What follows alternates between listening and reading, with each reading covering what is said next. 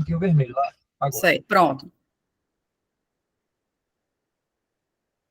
Então, bom dia a todos, né? Sejam bem-vindos à live de discussão, né, do protocolo para julgamento com perspectiva de gênero, né, no âmbito da Justiça Estadual. Essa live é alusiva ao Dia da Mulher, né, com mulheres e homens que trabalham com essa temática, né, e temos aqui a participação de integrantes do Ministério Público, promotores, né, procuradoras, enfim, membros, assessores jurídicos e também a parte técnica, né, aqueles que fazem o atendimento ao público, né, também nas promotorias, e assistentes sociais, psicólogas nos nossos quadros, e pensamos numa live aberta, né, então convidamos para isso integrantes do Judiciário, né, temos aqui juízes também, e da Defensoria Pública, né, então, doutora Ivana, eu acho que a importância de conhecer esse protocolo do CNJ, né, visto que o protocolo do CNMP ainda está em elaboração, né, e essa perspectiva de gênero começa no atendimento, né, ao público, né, na área jurídica ou não. Então, tivemos a ideia, né, participamos do CONAMP Mulher no ano passado, e a senhora foi palestrante sobre essa temática, muito boa, foi por isso que fizemos o convite, né, para que a gente converse mais a respeito. Pedimos aos participantes, né, que observem o link com o questionário do Forms disponibilizado no chat para o registro de sua presença. E é necessário preencher só uma vez, certo? Para configurar a presença e ter o certificado. Enfim, e podem também enviar para o chat, fiquem à vontade, né, para suas perguntas, para que depois, ao final, a doutora Ivana responda.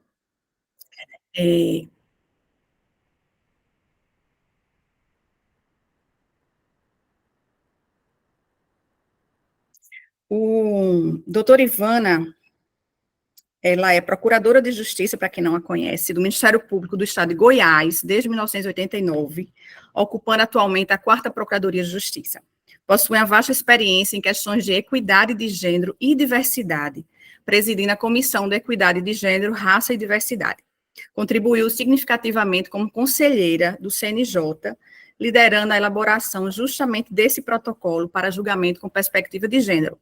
Sua atuação também abrange o Comitê de Coordenação do Movimento Nacional de Mulheres do Ministério Público e diversos órgãos relacionados aos direitos humanos.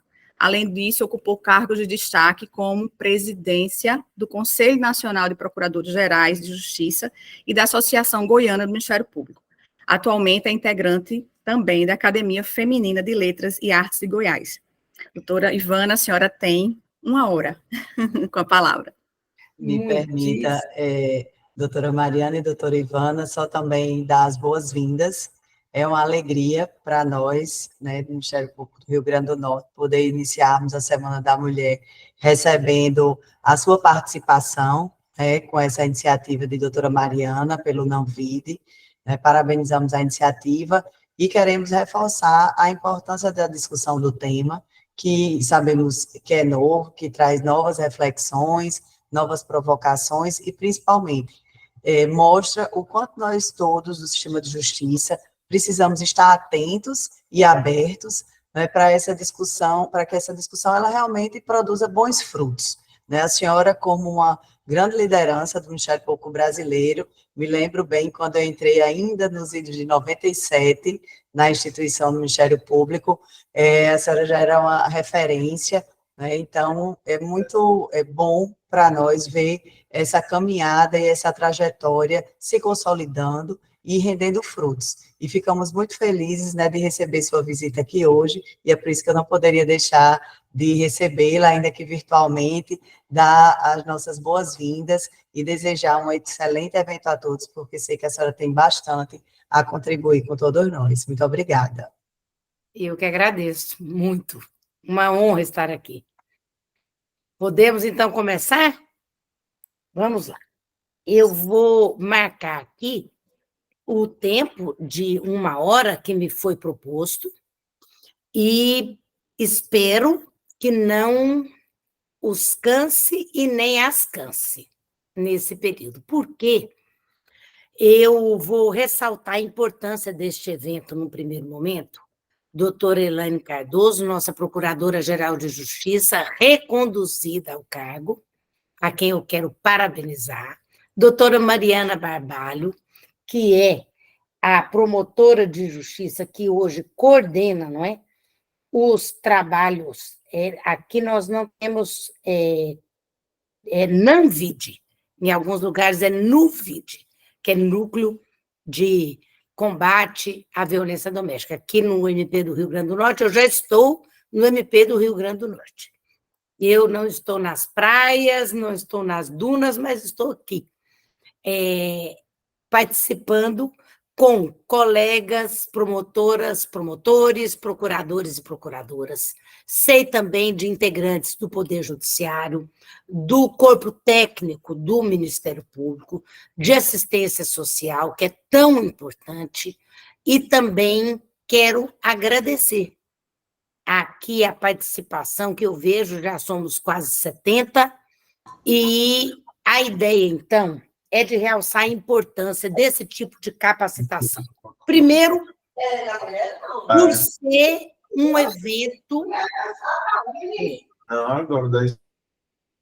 O microfone, pronto, foi fechado.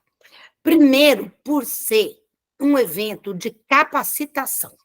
Assim ele foi identificado.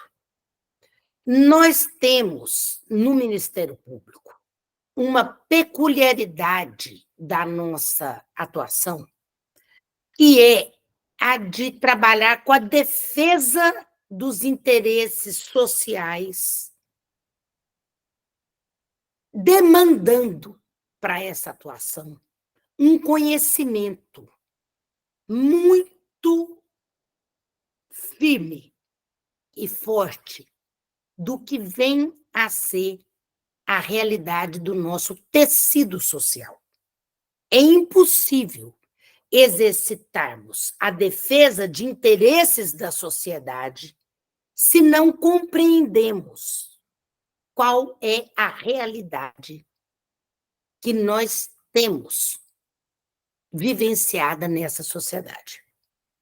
Acontece que a realidade brasileira atual, no Rio Grande do Norte, em Goiás, no Rio Grande do Sul, é uma realidade marcada por desigualdades. Essas desigualdades, elas são sempre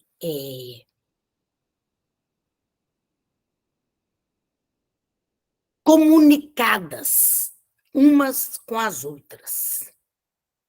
Isso nós damos o nome da interseccionalidade. Marcadores de desigualdades se comunicam. Como assim? Vejam, se eu for fazer uma pesquisa hoje, doutora Elaine, eu não tenho números do Rio Grande do Norte, mas se eu for fazer uma pesquisa de desigualdade de gênero, eu vou poder fazer o levantamento de números dentro do Ministério Público, dentro do Poder Judiciário, dentro da OAB, dentro do sistema de justiça, do quadro de assistência técnica, dentro do Poder Legislativo. Quem preside a Assembleia Legislativa do Rio Grande do Norte hoje? É uma deputada ou é um deputado? Um deputado. Deputado. Deputado. Quem preside o Tribunal de Justiça? Um desembargador. Quem governa o Estado? Uma mulher. E a Governadora. Procuradora-Geral de Justiça é uma mulher. Quem preside a OAB? Um advogado. Pronto.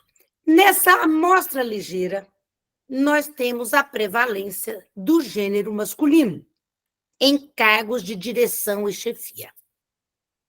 Nós poderíamos falar do meu estado de Goiás.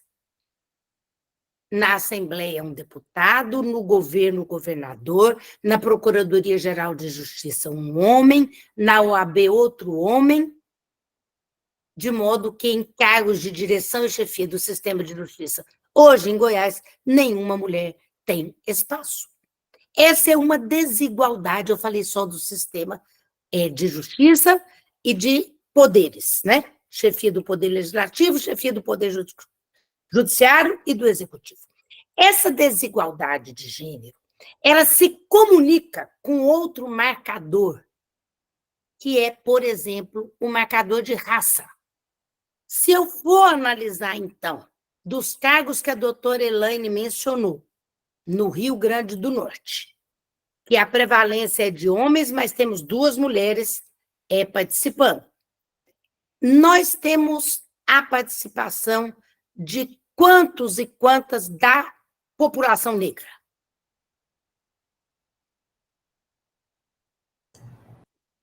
Nenhum?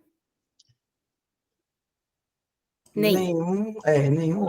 Acho que Sim. pode dizer que sim, não?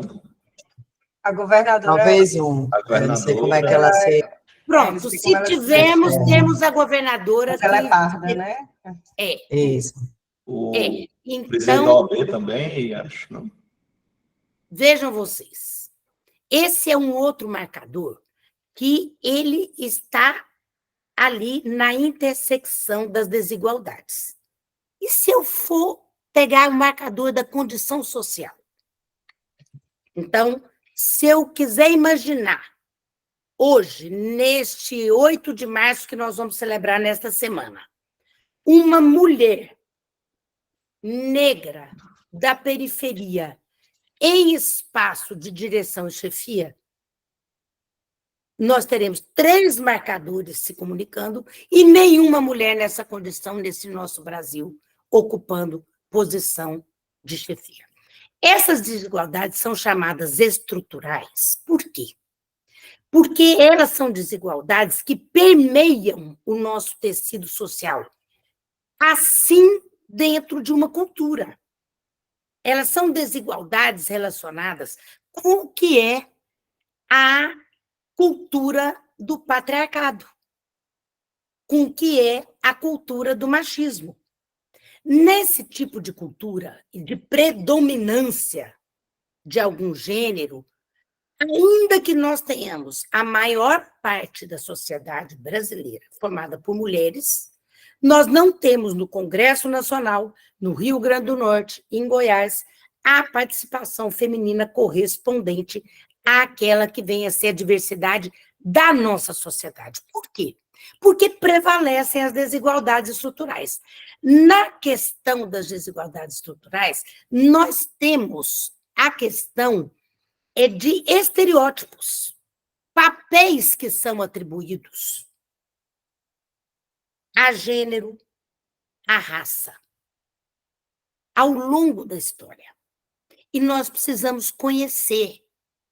Conhecendo essa realidade de desigualdades estruturais, que são culturais, como eu disse, e que vêm ao longo da nossa história, nós vamos passar a entender que nós precisamos, dentro do sistema de justiça, fazer uma abordagem para atender os interesses da sociedade e defendê-los, que é o papel do Ministério Público, ou para o sistema de perícia, de atendimento às vítimas, tratar dessa vítima com o acolhimento e a proteção que são necessários, nós vamos ver que estereótipos precisam ser quebrados.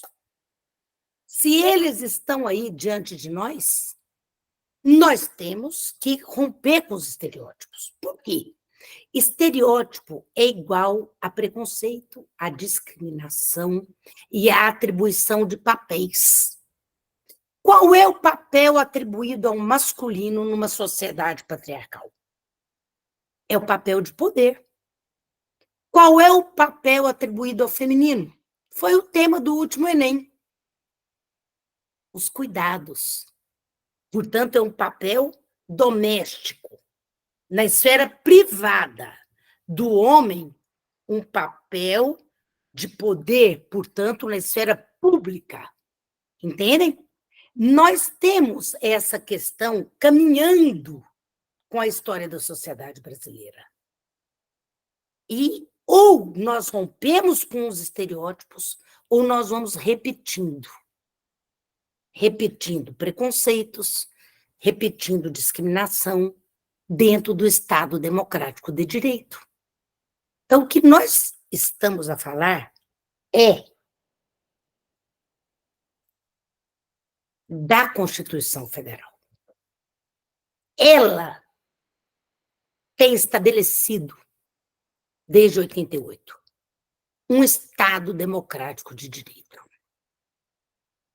Então, não é opção de representante do Ministério Público, ou do Poder Judiciário, ou da OAB, ou dos serviços auxiliares que integram essas estruturas, defender a democracia.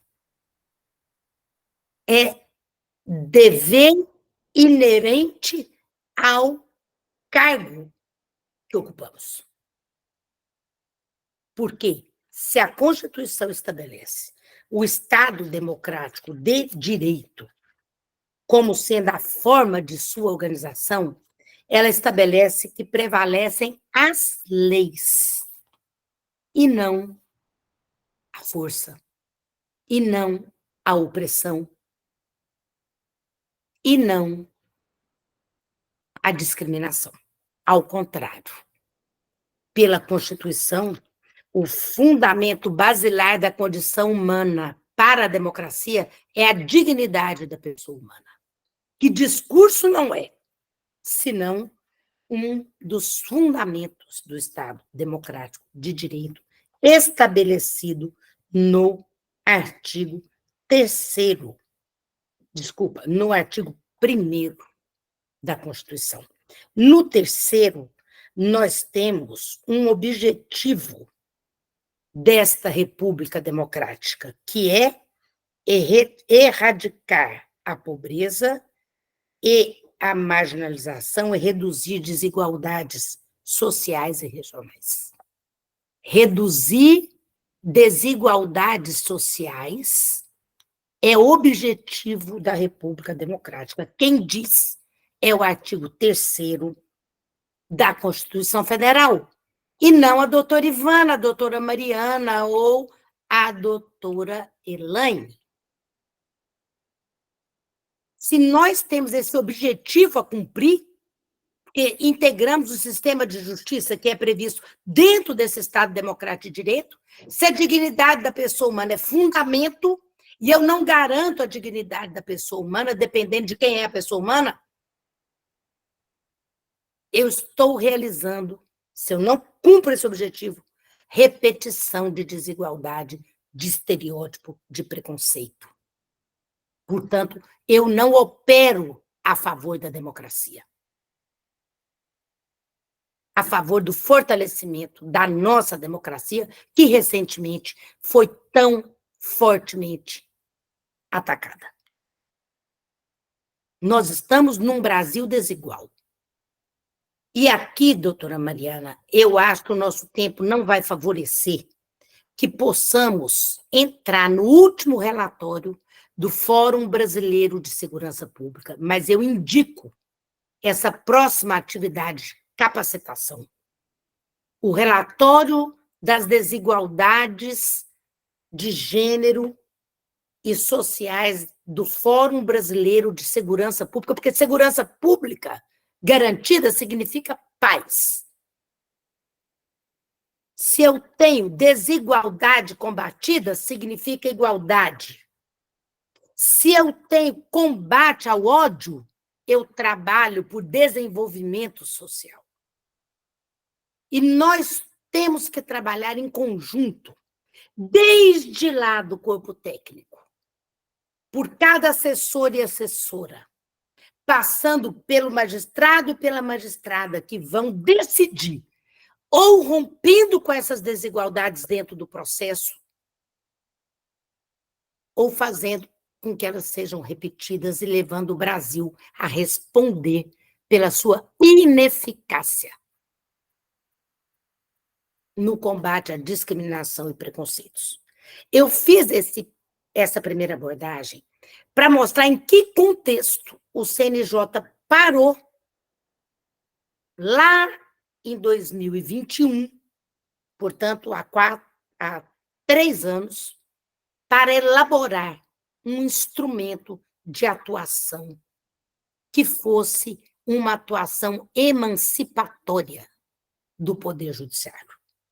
Mas vocês vão me perguntar, o que quer dizer isso? É mais uma ideologia? Primeiro que dignidade da pessoa humana não é ideologia, e nós já vimos aqui que é arrolada como um fundamento deste Estado Democrático de Direito Constitucional, no artigo 1º da Constituição Federal.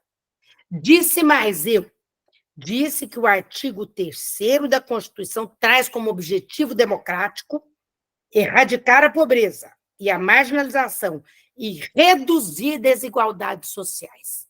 Disse também que o sistema de justiça está nisso. Portanto, quando eu falo de uma ferramenta emancipatória, eu não falo de ideologia.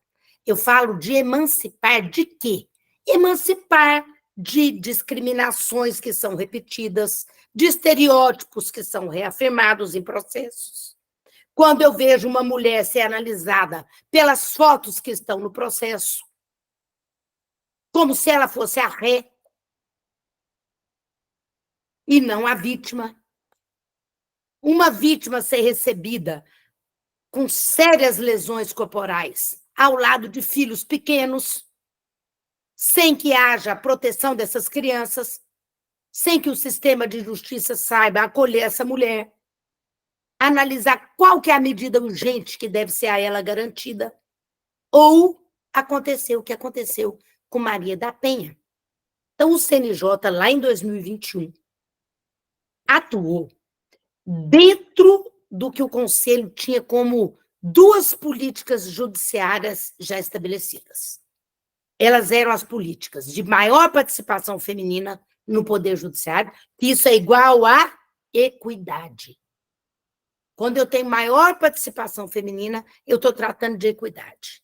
Portanto, eu estou tratando de diversidade e de perspectivas distintas sendo utilizadas, sendo fortes para a concepção do judiciário democrático. Já entenderam que um judiciário emancipatório, um Ministério Público emancipatório, ele emancipa a justiça desses preconceitos e discriminações. E traz o quê? Como diz a ministra Carmen Lúcia, não traz igualdade, traz igualação. É a igualdade pela ação. Pela ação da doutora Mariana, da doutora Germana, do doutor Daniel, pela ação de todos e todas. Assim, quando eu trago a igualação dos sujeitos processuais, é porque eu tive no corpo da carreira a preocupação com a equidade. Essa equidade, então, ela é para dentro e é para fora. Entendem? Então, nós vamos ter aí uma questão muito importante, que é uma política.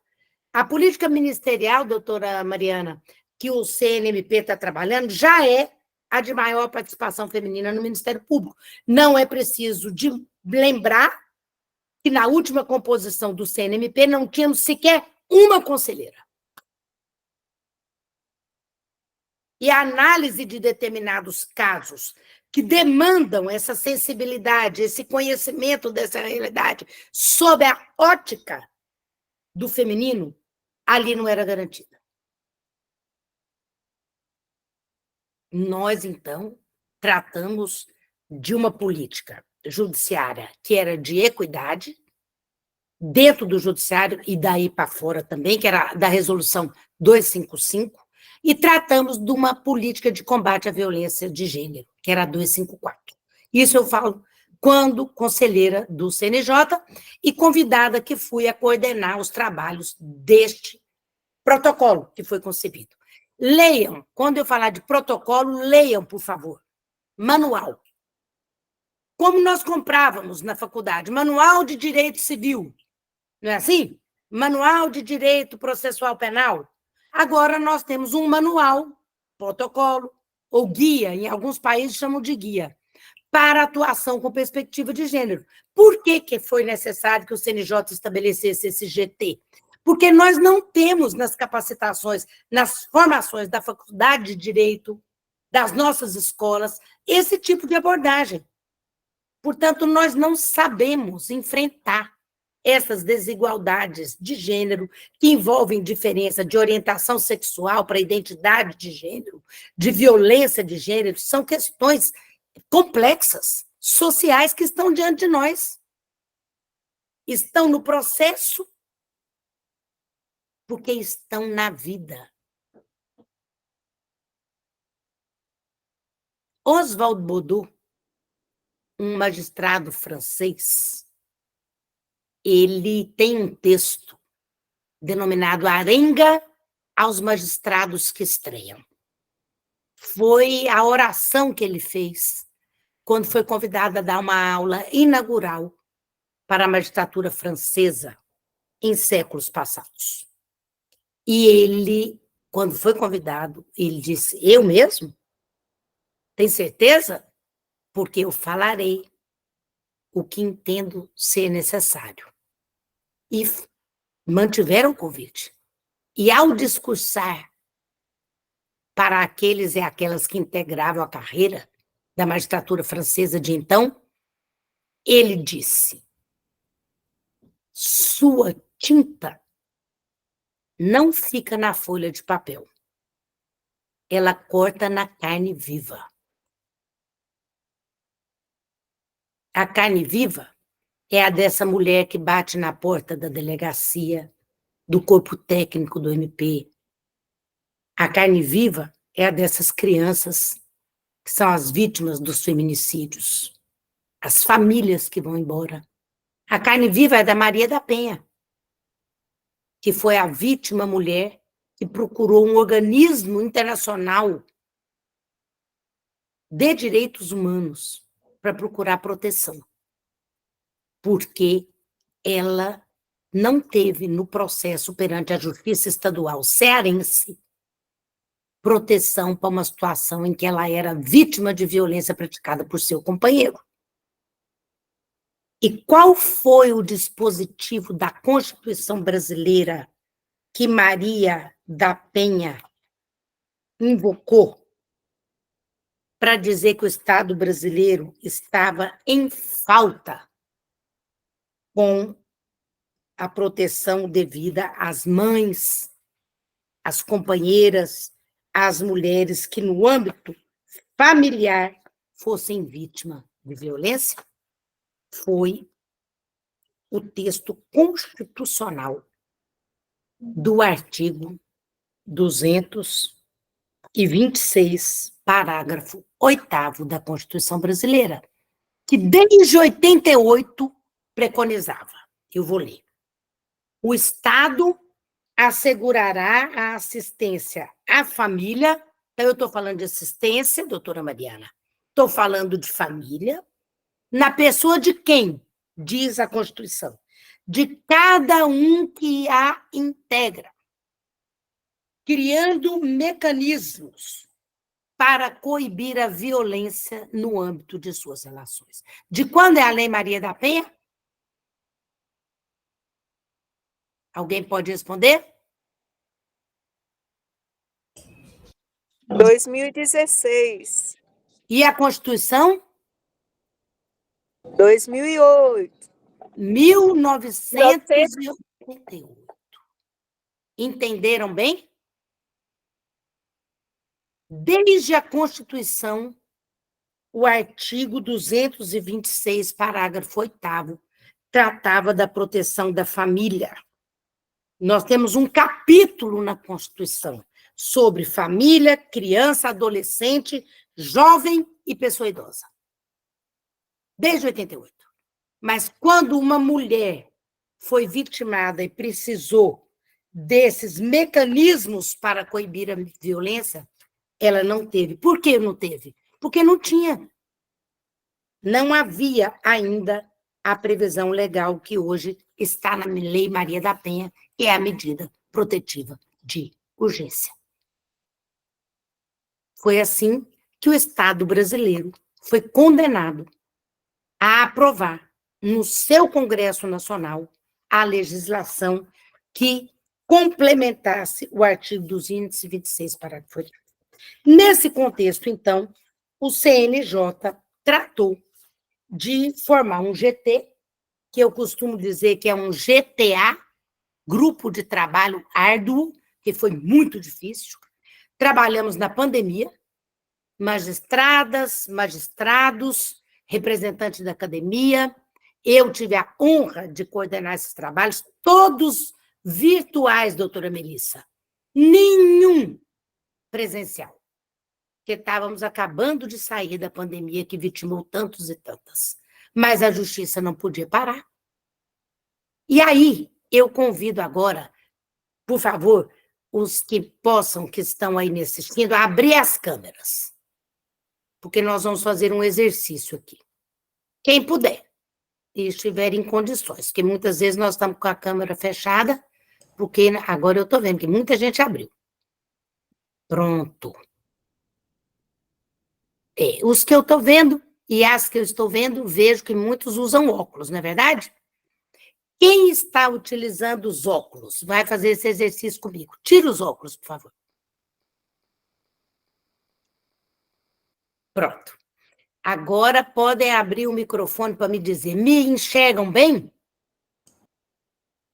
Não? Não. Mais ou menos. Não, Tá ruim, não tá? nem sei onde a senhora está. Nem tá me vendo, né, doutora Ana Lúcia? Não. Então, Pois é. vamos voltar aos óculos. Mas E também. agora podem desligar os microfones, porque senão vai dar eco. Pode Nem sei desligar. onde a senhora está. Isso, Ana Lúcia. Nem sabe ver, né, Ana Lúcia? Então, foi isso, Ana Lúcia.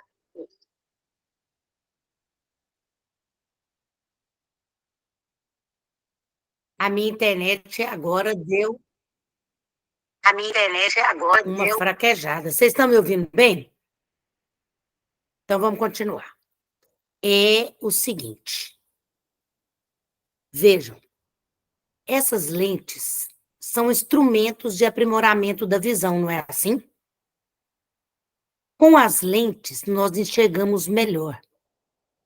As lentes de gênero são aquelas que nós desenvolvemos no protocolo, nesse GT, para enxergar melhor aquela vítima, o contexto daquela vida que Oswald Baudot mencionou, que vem atrás da tinta da impressora, atrás do número do processo eletrônico. E, às vezes, a vítima não é uma mulher, é uma pessoa integrante da população LGBTQIA+. É um homem trans que é vitimado pelo preconceito. É uma pessoa idosa que é vitimada pelo etarismo. Com essas lentes, nós temos alguns passos, então, que nos aproximam dos sujeitos processuais. E, a partir daí, nós temos, a partir de questões teóricas, nós temos também o protocolo nesse manual estabelecendo um passo a passo para o magistrado e para a magistrada, que é também para o membro do Ministério Público, para a assistente social que atende, para o agente de segurança pública que vai atender a ocorrência, para todos e todas, que tem que garantir a dignidade da pessoa humana, tem que buscar o objetivo democrático de reduzir desigualdades e tem que ser, dentro do sistema de justiça, o agente que transforma. Para a Defensoria Pública também, a Ana Lúcia coloca, evidente, porque também é função essencial à justiça, como o Ministério Público. Eu até fiz a abertura, na semana passada, do primeiro curso de perspectiva de gênero da Defensoria Pública do Estado de Goiás. Fui convidada para tanto. Então, esse é o contexto onde foi produzido o protocolo. Agora nós vamos ali naqueles slides. Eudes, podemos passar esse aí já. Sim, senhora. Por favor. Pronto. Vamos para o próximo.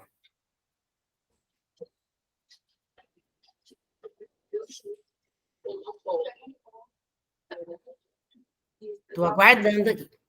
Tá.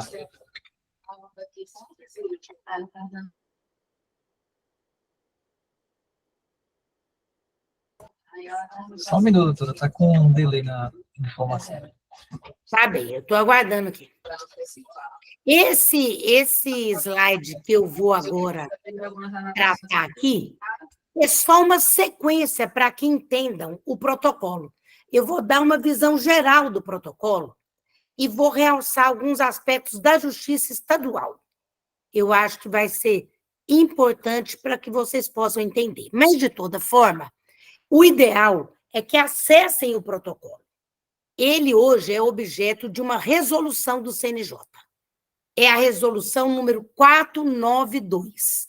Ele começou lá em 2021 assim, como uma publicação que foi feita no plenário do CNJ após o fim dos trabalhos desse GT aí, instituído em fevereiro de 2021. Em outubro de 2021, nós tivemos, então, a entrega da publicação. Tem 132 páginas e é dividido em 3 partes.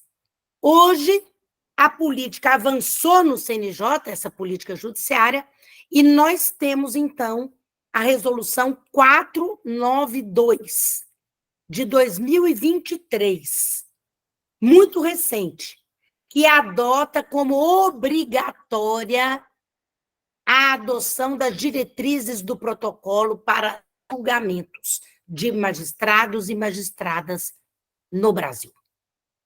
O CNJ aprovou uma publicação em 2021 que veio depois a ser a condenação do Estado brasileiro, no caso Márcia Barbosa, que aconteceu aí na vizinha Paraíba, onde uma jovem foi assassinada a mando de um parlamentar e não obteve da justiça a responsabilização devida à sua família. Então, essa família buscou também, como Maria da Penha, organismos internacionais, já que nós sabemos que nós temos tratados internacionais que são aqueles dos quais o Brasil é signatário e, portanto, está obrigado a cumprir. Eu falei até agora da Constituição, mas nós temos a chamada CEDAW, que é a Convenção para a Eliminação de todas as formas de violência contra a mulher. É um tratado internacional que o Brasil é signatário e que é obrigado a cumprir. Diante disso, o CNJ teve, em outubro, aprovado o protocolo como publicação. Em dezembro, quando é publicada uma sentença contra o Estado brasileiro, no caso Márcia Barbosa, o ministro Fux, que presidia o Supremo Tribunal Federal e o CNJ, responde para a corte que o judiciário já estava com o seu dever cumprido, já tinha estabelecido esse protocolo. Pode passar, Eudes. Aí eu trouxe o sumário do protocolo para que entendam. A primeira parte, ela é só de conceitos. Porque, como eu disse, repito, nós não temos capacitação nem formação universitária, nem nos cursos das nossas escolas, sobre conceitos básicos de identidade de gênero, sexualidade, desigualdades estruturais, relações de poder, interseccionalidade, eu já falei aqui dos marcadores, da comunicação, estereótipos, e também sobre gênero e o direito. Como não temos, nós temos essa primeira parte aí como sendo o básico da parte teórica sobre essa matéria. Depois tem a parte 2, podem ler, que é chamada de guia. Guia para magistradas e magistrados, um passo a passo. Vão poder observar que a primeira questão colocada no guia é a primeira aproximação com o processo. E ao aproximar com o processo, nós não vamos nos aproximar do número e nem tampouco do Projude ou do sistema eletrônico, mas nós vamos nos aproximar dos sujeitos processuais. E, de pronto, nós vamos nos indagar. Há alguma medida especial de proteção que eu tenho que atuar? Você, assistente, promotora, defensora, OAB, judiciário, se pergunta assim? Ou você vai no modelo pronto? Vamos tirar de novo os óculos, Melissa? Eu estou te vendo, Melissa, por isso que eu estou pedindo para você tirar seus óculos. Você enxerga lá o slide? Não, né? Volta. Agora sim? É esse olhar para aquela mulher, para aquele homem, para aquela criança, por detrás do número do processo, que nós devemos buscar. E há uma pergunta que nós fazemos, reconhecendo que o sistema de justiça repete preconceitos e discriminações, nós perguntamos, quando já usamos essas lentes, olhando bem aqui, bem de perto, será que as desigualdades que ela enfrenta lá na periferia, com 3 jornadas de trabalho, com o marido que faz uso de álcool constantemente, será que isso não acabou influenciando nesse caso que eu vou agora analisar? Será que eu não tenho que, de pronto, pensar numa medida protetiva de urgência para essa mulher? E num caso de família, em que eu venho dar parecer sobre um divórcio, será que eu não tenho que pedir para a minha equipe olhar se aquela mulher, antes de aceitar aqueles termos do divórcio, ela não já tinha sido vitimada por aquele companheiro? Eu mesma atuei num processo no Tribunal de Justiça de Goiás, em que foi homologado judicialmente um acordo.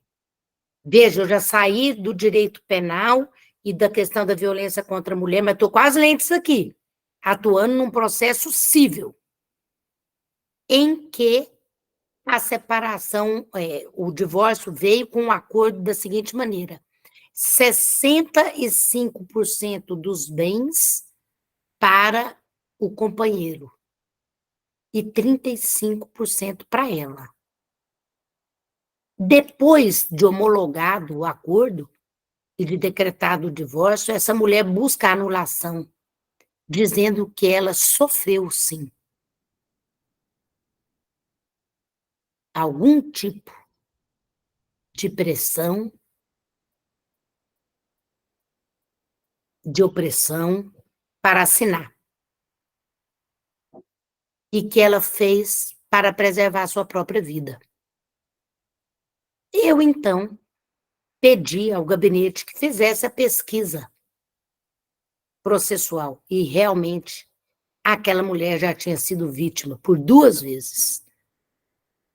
E houve, sim, o reconhecimento daquela coação ilegal a que ela se submeteu por meio de uma violência psicológica, que é uma das formas de violência contra a mulher, além da violência física que ela tinha sofrido. Podemos voltar para os slides, porque isso, agora eu vou passar para frente, porque nós já temos mais 15 minutos aqui e a matéria é extensa, e eu espero que estejam compreendendo que nós estamos diante de uma ferramenta muito potente e recente dentro do sistema de justiça para alterar quadros gravíssimos de desigualdades que o judiciário pode fazer sua parte tratando de transformar o quadro. Depois dali, vocês vão ver que a parte 3, ela faz um desmembramento da atuação com perspectiva de gênero para todos os 5 segmentos de justiça que nós temos. Então, o protocolo, ele vai ser aplicado em temas transversais, por exemplo, o assédio. Nós temos a questão do assédio lá na justiça trabalhista, nós temos na nossa justiça estadual, na Justiça Federal, na eleitoral. Por quê? Porque é uma prática relacionada a exercício de poder. Quem assedia tem poder. Ou tem poder na relação de emprego, ou tem poder na relação social, e sempre busca, por meio do assédio ou moral ou sexual, ter aquela vulnerabilidade daquela vítima garantida, para que ele siga no exercício do poder com a satisfação dos seus interesses pessoais e profissionais. Qual tem sido nossa capacitação específica para isso? Mínima. A questão da audiência de custódia. Como é que tem que ser realizada em relação ao réu e a ré? De que maneira ali, na audiência de custódia, nós poderemos usar essas lentes para enxergar outras questões ampliadas sobre de que forma a desigualdade pode estar refletida ali também naquele caso. Vejam, nós vamos tratar, então, da Justiça Federal, da Justiça Estadual, pode passar, Eudes, da Justiça do Trabalho, da Justiça Eleitoral e da Militar. O protocolo, então, ele fala de uma atuação emancipatória de estereótipos, preconceito, discriminação. Para quê? Vocês vão me perguntar. Então, qual que é a finalidade do protocolo? Se é romper com essas desigualdades e com os efeitos que elas têm dentro do processo. É realizar a igualdade material. É isso. Quando você abandona esse quadro, você realiza dentro do processo a igualdade material. Em qualquer um desses segmentos, vocês verão que isso é possível. Olhe bem, na Justiça do Trabalho tem um item interessante aqui. Quais são as desigualdades de oportunidades no ingresso e na progressão na carreira? Quais são as desigualdades salariais? Eu não preciso dizer, o Parlamento Brasileiro, o Congresso Nacional, acabou de aprovar uma lei proibindo que, para trabalho idêntico, percebam salários diferentes, homens e mulheres. Tá certo? Então, o protocolo tenta fazer essa nossa visão aprimorada, ampliada, de uma realidade que nós temos o dever de conhecer. Não é por opção da doutora Elaine ou da doutora Ivana, não. É por determinação constitucional. Agora sim, podemos mudar. Eudes.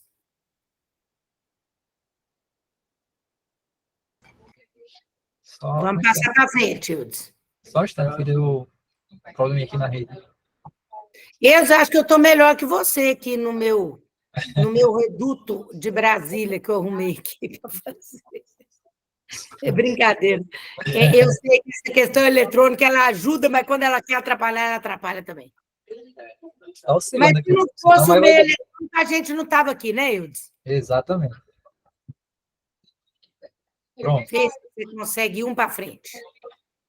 Foi. Aí, eu peguei uma página do protocolo, como não dá para a gente analisar inteiro, só para que vocês entendam. Aquele primeiro passo que eu disse, que é de aproximação dos sujeitos processuais, ele vem assim tratado como questão-chave, está bem aí no meio do slide. A questão-chave para você se perguntar. Você, promotora, você, juíza, ou você, assistente ou defensora, existem circunstâncias especiais que eu devo observar para que a justiça seja um espaço igualitário para essa mulher? Por exemplo, alguma das pessoas presentes aqui é lactante? Será que eu tenho que perguntar isso? Algumas das pessoas têm filho pequeno, eles estão lá fora esperando. Nós temos uma brinquedoteca no nosso espaço de justiça, ele é humanizado. Essas lentes, então, a assistente, ela vai dar conta de receber essa mulher ou o assistente e falar, por favor, nós não podemos tratar disso na frente das crianças. Você precisa ter liberdade para falar tudo, para que eu entenda em que posso protegê-la e ajudá-la.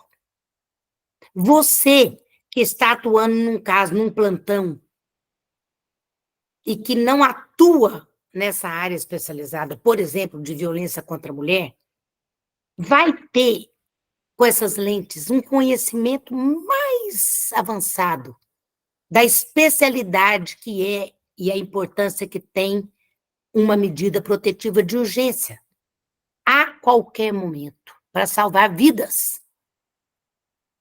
Vamos lembrar de novo da vida por trás do número e da folha de papel. Alguma das pessoas tem algum tipo de vulnerabilidade que possa tornar essa sessão mais desconfortável para ela? Eu nem fiz aqui, por exemplo, quando comecei, minha audiodescrição. Eu posso ter alguém aqui me assistindo com uma deficiência visual, e eu posso, então, dizer, eu sou uma mulher branca, de cabelos curtos, estou usando, às vezes sim, às vezes não, óculos de armação vermelha e visto uma roupa preta. Essa pessoa que não está me vendo, ela vai me imaginar. E eu estou facilitando a sua integração. Eu tenho essa preocupação? As perguntas propostas às partes são suficientemente claras? Às vezes o magistrado, ou a magistrada, o defensor, qualquer um dos sujeitos que são os do sistema de justiça falam o que aquela pessoa não sabe entender. Alguém tem essa preocupação? De perguntar se ela compreendeu, se ele compreendeu? Essa é uma perspectiva nova para nós. É a mesma coisa que um filme 3D, que usa a tecnologia 3D. Eu chego no cinema, o que eu recebo na porta? Alguém tira o microfone e me responde. Você vai assistir um filme 3D. O que eles vão te dar na porta do cinema? Pode tirar o microfone e me responder. Pode ser você. Um óculos. Oi? Um óculos. Um óculos. E se eu não colocar o óculos, eu assisto o filme 3D? Assisto. Só que eu vejo os efeitos dos movimentos? Não. Se eu estou diante de cada caso com essas lentes, com esse manual, eu vou poder ver efeitos que essas desigualdades provocam para essas partes, que me facilitarão agir por igualdade.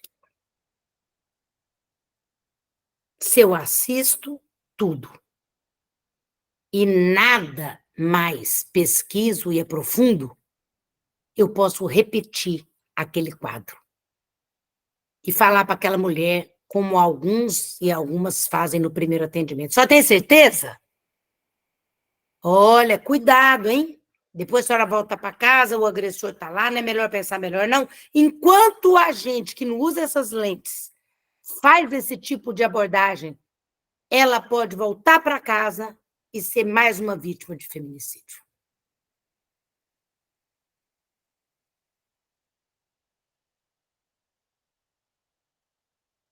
E eu não quero falar aqui dessas dores, porque elas são imensas. E são dores vivenciadas no país inteiro, que ostenta a posição vergonhosa de ser o 5º país em violência contra a mulher no mundo. E nós estamos num sistema de justiça que tem a função de realizar justiça, igualdade, proteção e responsabilização desses crimes gravíssimos. Portanto, eu tenho que ter uma instrução processual, que seja ela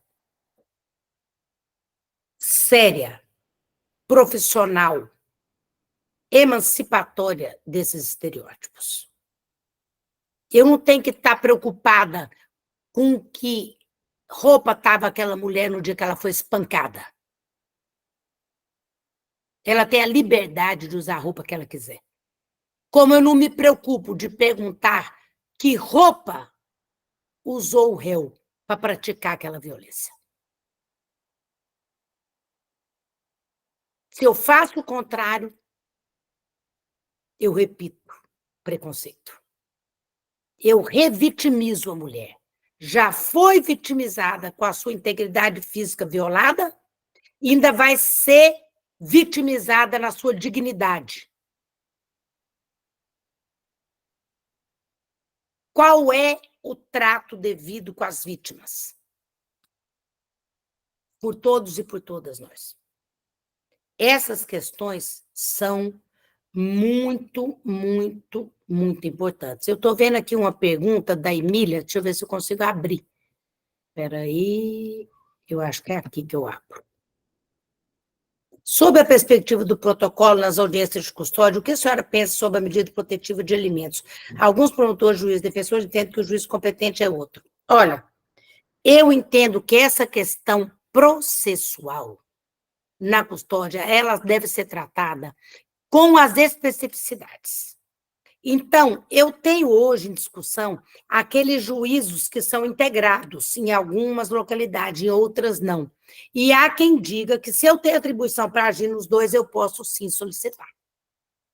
Então, Emília, essa é uma discussão que nós teríamos aqui que desmembrar em outros temas processuais.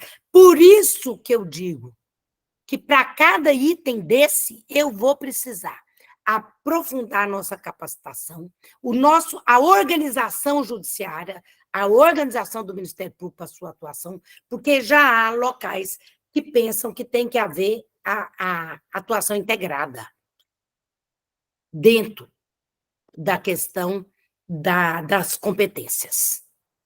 Então, se ainda não temos, podemos ou não agir? Há compreensões distintas, como você coloca.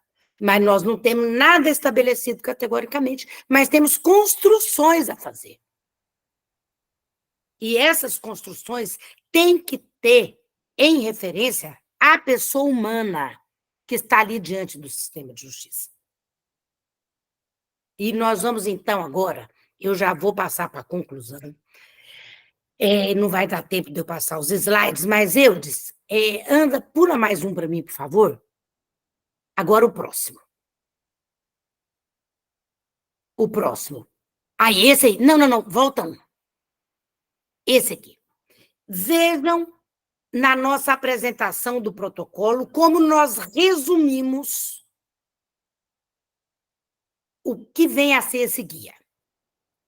Este protocolo é fruto do amadurecimento institucional do Poder Judiciário, que passa a reconhecer a influência que as desigualdades históricas, sociais, culturais e políticas a que estão submetidas as mulheres ao longo da história exercem na produção e na aplicação do direito. Produção são as leis. A nossa lei civil, que antes previa pátrio poder, foi reformada para admitir poder familiar. Isso tem a ver com a participação da mulher na família, naqueles estereótipos que eu comecei falando. Por exemplo, na produção e na aplicação do direito. A aplicação do direito é isso que nós estamos falando aqui. Medida protetiva de urgência, questão dos alimentos como sendo uma medida de urgência, até de subsistência. E, a partir disso, o Poder Judiciário identifica a necessidade de criar uma cultura jurídica emancipatória e de reconhecimento de direitos de todas as mulheres e meninas. Esse é um resumo da tônica do protocolo. Para todas as fases de atuação, desde a investigação com os agentes de segurança e com os assistentes técnicos, até o processo e até o julgamento. Entende? Agora, pode passar mais um? eu vou deixar com a doutora Mariana, aqui, ó, a partir da página 83, vocês verão que o protocolo, ele vem especialmente tratando de questões da justiça estadual. Ele já começa dizendo, a violência de gênero pode se apresentar nas ações distribuídas da Justiça Estadual, nas suas diversas competências, a pergunta que a Emília fez. E, portanto, ao julgar com perspectiva de gênero, a magistrada e o magistrado atuam na contenção de danos e promovem a interrupção de atos involucrados em vocabulários e ou linguagens ofensivas, desqualificadoras e estereotipadas, sejam proferidas no curso de uma audiência ou formatadas em peças processuais, tudo mediante termo nos autos, para substanciar a análise sob tal perspectiva, conforme compromissos assumidos pelo Brasil. Então, o processo tem que ser um campo em que o Estado brasileiro atua por seus agentes da justiça, por seus agentes técnicos, com essa responsabilidade social. E agora mais uma figurinha, último slide aí. Não, pode. Essas são, vou deixar, doutora Mariana, as resoluções, e depois eu começo a trazer casos que são julgamentos com perspectiva de gênero a partir de um lead case do STJ, na área de violência contra a mulher trans, muito interessante que conheça. Eu imagino que essa capacitação ela vai ser sequenciada de alguns outros cursos. E eu, de pronto, eu já indico uma colega magistrada do Rio de Janeiro, hoje desembargadora, que participou na elaboração do protocolo, que é a doutora Adriana Mello, que pode ser convidada para uma abordagem mais detalhada. E, assim, essas capacitações, sendo sequenciais, elas vão trazendo do próprio Sistema de Justiça do Rio Grande do Norte a sua visão sobre as suas questões. E eu não poderia deixar de mencionar aqui uma grande colega que trabalha muito nessa área e de forma destacada nacionalmente, que é a doutora Érica Canuto.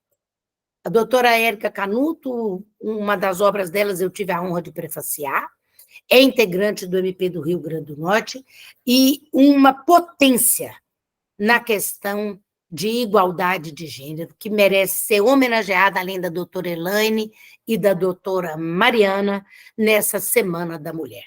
É um grande valor feminino do MP do Rio Grande do Norte, uma companheira de compromissos há décadas, que eu tenho aqui que realçar. E depois das resoluções, eu disse, vamos chegar até a primeira decisão que eu trago, e eu já vou concluir minha fala.